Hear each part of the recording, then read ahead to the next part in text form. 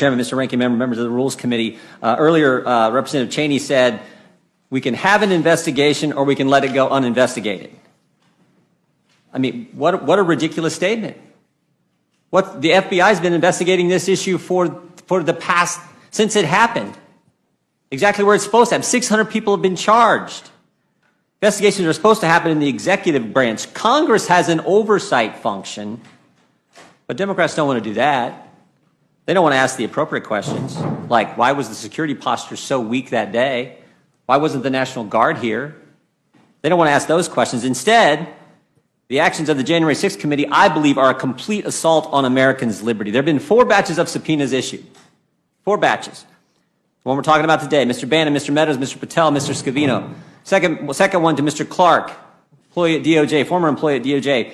The 3rd batch to organizers of some other rally. I didn't know about that happened that day. And then there's been subpoenas issued to 11 individuals, 11 American citizens, who asked the government for permission on an application to hold the Trump rally.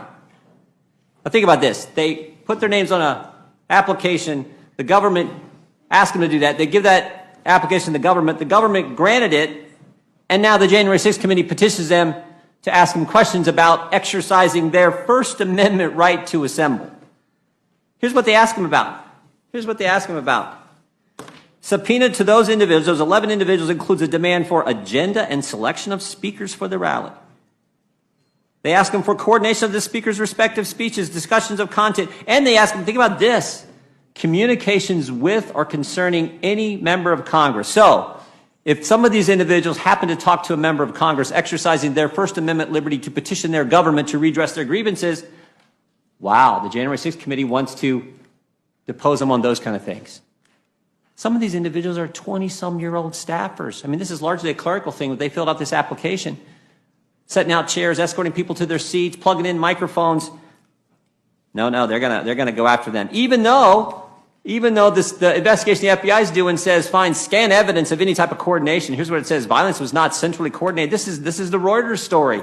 Oh, and here's the source. Here's the source on that story. Senior lawmakers have been briefed in detail on the results of the FBI's investigation so far, find them credible. A Democrat congressional source said.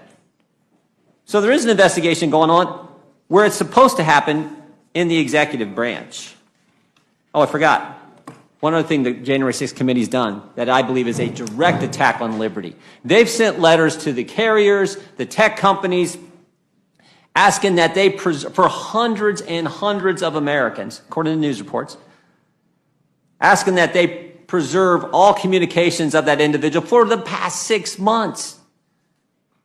And they told these companies, oh, by the way, don't let the person we're telling you to preserve information for, don't let them know, like the law requires, don't let them know that we've asked you to do this. And if you feel compelled to follow the law and tell them that this January 6th, that government is asking for this information to be preserved, if you feel compelled to, tell us first.